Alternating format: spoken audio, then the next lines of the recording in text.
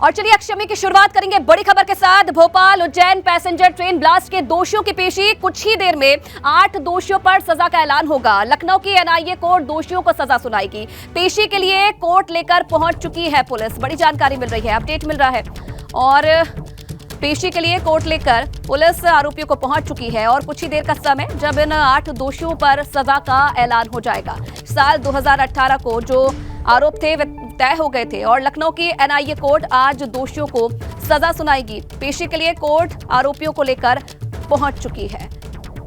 तो Bhopal Ujjain passenger train blast के दोषियों की आज पेशी और कुछ ही देर में जो 8 दोषी हैं उन पर सजा का ऐलान होना है। लखनऊ की एनआईए कोर्ट दोषियों को सजा सुनाएगी और अपडेट फिलहाल ये मिल रहा है कि पेशी के लिए कोर्ट लेकर पहुंच चुकी है पुलिस और कुछ ही देर का समय जब इन 8 दोषियों पर सजा का ऐलान हो जाएगा। और चलिए विवेक फिलहाल इस खबर पर और ज्यादा जानकारी के लिए हमारे साथ जुड़े हैं। विवेक, क्या अपडेट है? ये जानकारी मिल रही है कि पुलिस आरोपियों को लेकर पहुंच चुकी है। बिल्कुल, देखिए कुछ ही देर पहले यहाँ से जेल से लाया गया है सभी आतंकियों को पुलिस वैन में और अंदर इस समय एनआईए के स्पेशल कोर्ट में सभी की पेशी हो रही है। वहाँ पर सजा पर सुनवाई चल रही है। चूंकि शुक्रवार को ही एनआईए के स्पेशल कोर्ट ने सभी 8 आतंकियों को दोषी साबित कर दिया था, लेकिन सजा के लिए कहा था कि सोमवार को इनको सजा सुनाई जाएगी। सजा पर सुनवाई हो रही है और अंदर दोनों पक्ष के वकील इकट्ठा हुआ है सजा कम से कम कराने के लिए। जहां बचाव पक्ष कोशिश कर रहा है, वहीं जो अभियोजन पक्ष है वो ज़्यादा से ज़्यादा सजा सुनाने के लिए बहस चल रही है। और मामला जो 8 आतंकियों के खिलाफ है वो देश के खिलाफ जंग छेड़ना उसमें एक आरोप है। इसके अलावा टेरर फंडिंग का आरोप है और माइंड वॉश करना, ब्रेन वॉश करना, युवाओं को भटकाना, बरगलाना, इस तरह के आरोप हैं। विस्फोटक पदार्थ रखना, जो अस्त्र शस्त्र असलहे हैं वो रखना, पूरे देश के खिलाफ एक माहौल तैयार करना। चूँकि आईएसआईएस से सीधा इनका जुड़ाव सामने आया था जब 7 मार्च 2017 को ये मध्य प्रदेश में सुबह 9:38 पर शाहजहाँपुर मध्य प्रदेश का जनपद है, वहाँ पर ये ब्लास्ट हुआ था। और ट्रेन की जो पैसेंजर ट्रेन थी उसमें जो पैसेंजर का एक डिब्बा था जिसमें भीड़ थी, उसमें 9 लोग घायल हुए थे। किसी की जान नहीं गई थी लेकिन 9 लोग घायल हुए थे। और ठीक 24 घंटे बाद इसी पूरे जब एनआईए को जांच सौंपी गई तब इस पूरे मॉड्यूल में, इस पूरे सिस्टम में पता चला कि आईएसआईएस शामिल था। उसी की साजिश थी धमाका करने की। उसी ने आतंकियों को, जो युवा थे, उनको ब्रेन वॉश करके आतंकी बनाया और उसके बाद ट्रेन में ब्लास्ट कराया था। खुरासान मॉड्यूल आईएसआईएस का सामने आया था। खुरासान मॉड्यूल से जुड़े सारे आतंकी थे। 8 आतंकियों को, 7 आतंकी इसमें पहले गिरफ्तार किए गए थे, 3 भोपाल से जबकि कुछ कानपुर से। और लखनऊ में सैफुल्ला का इनकाउंटर हुआ था काकोरी इलाके में ठीक 24 घंटे बाद, यानी 8 मार्च 2017 को काकोरी में सैफुल्ला का इनकाउंटर हुआ था, वो मारा गया था।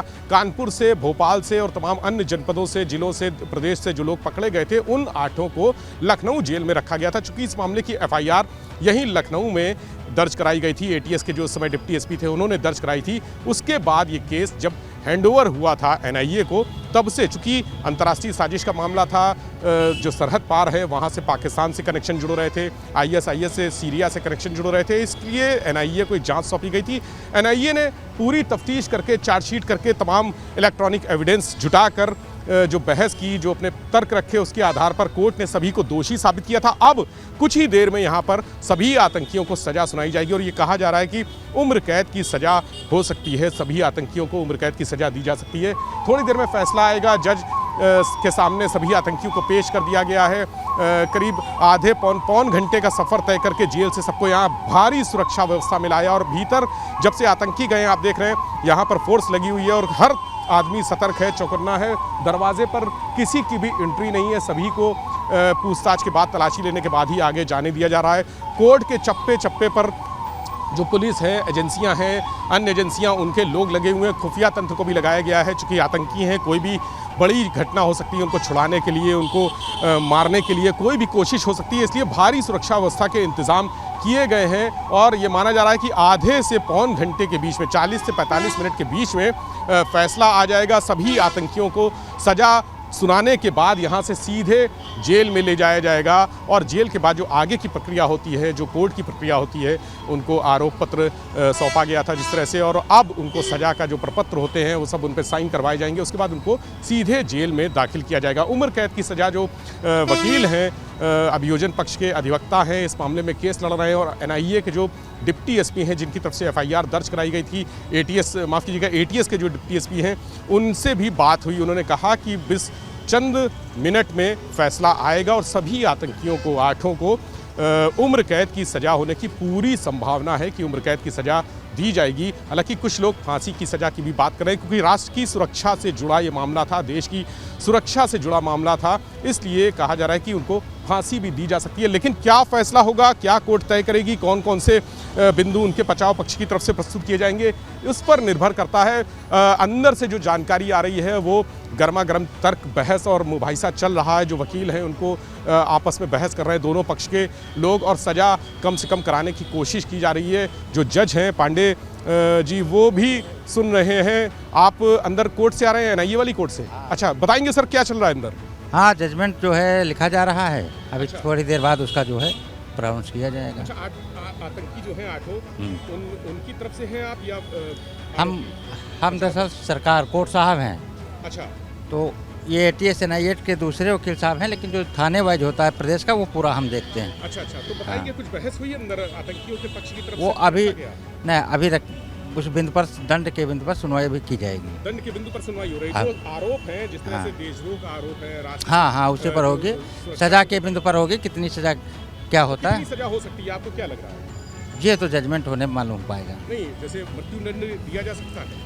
हाँ, राजद्रोह में मृत्युदंड संभव, हाँ संभव, हाँ हो सकता है। वह तो कोर्ट के जैसे समझ में आए वैसा कर सकती कोर्ट। अच्छा, हाँ, तो न्यायालय के उस पर है। तो देखिए, ये उसी कोर्ट से संबंधित है, एनआईए की स्पेशल कोर्ट से, और इनका कहना है कि अंदर जो बहस चल रही है वो फैसला लिखा जा रहा है। मृत्युदंड भी दिया जा सकता है, यानी फांसी की सज़ा भी दी जा सकती है आतंकियों को। ये बड़ी बात इन्होंने कही, इस कोर्ट से जुड़े हैं, एनआईए की स्पेशल कोर्ट से जुड़े हैं, तो इनकी बात अगर माने तो आतंकियों को मृत्युदंड भी दिया जा सकता है। ये एक नज़ीर होगी, ये एक बड़ी नज़ीर होगी। जो पिछले कुछ केसेस आए हैं इस तरह से राष्ट्र की सुरक्षा के खतरे को लेकर, जिस तरह से लोगों ने, आतंकियों ने कोशिशें की हैं, उनके लिए ये एक बड़ा उदाहरण होगा मृत्युदंड की सज़ा। और जो दिग्भ्रमित युवा हैं, जिनको भ्रमित करके, जिनको बहला फुसला कर इस तरह की आतंकी गतिविधियों में इन्वॉल्व कर दिया जाता है, उनका माइंड वॉश कर दिया जाता है, उनके लिए भी ये मैसेज बड़ा होगा कि इस तरह के जो बहकावे हैं आतंकियों की, जो सोशल मीडिया के माध्यम से वो युवाओं से संपर्क करते हैं और बहुत ही कम उम्र में, छोटी सी उम्र में उनसे देश की सुरक्षा को लेकर जो जनता है उसके लिए वो खतरे की जो जिस तरह से घटनाएं करते हैं, ट्रेन ब्लास्ट या किसी भी जगह पर ब्लास्ट या कोई भी ऐसी घटना जो देश की सुरक्षा को लेकर संवेदनशील हो जाती है, ऐसे युवाओं के लिए एक बड़ा मैसेज होगा कि वो इस तरह के बहकावे में ना आए। जो आतंकी हैं उनको, चूँकि उनको फंडिंग की जाती है, उनको बरगलाया जाता है, उनका ब्रेन वॉश किया जाता है। जाकिर नाइक का भी नाम सामने आया था जब ये 8 आतंकी गिरफ्तार हुए थे, तब उनके पास से जो इलेक्ट्रॉनिक डिवाइसेस मिली थी उसमें जाकिर नाइक के तमाम भाषण थे, तमाम भाषणों के उनके पेनड्राइव मिले थे, और वो भाषण बड़े भड़काऊ भाषण थे, युवाओं को एक अलग प्लेटफॉर्म पर ले जाने वाले ऐसे भाषण थे। कुछ देर का जिसके बाद सजा का ऐलान हो जाएगा और उसके बाद जानने को मिलेगा क्या सजा इन 8 आतंकियों को मिलती है। बहुत धन्यवाद आपका तमाम अपडेट देने के लिए।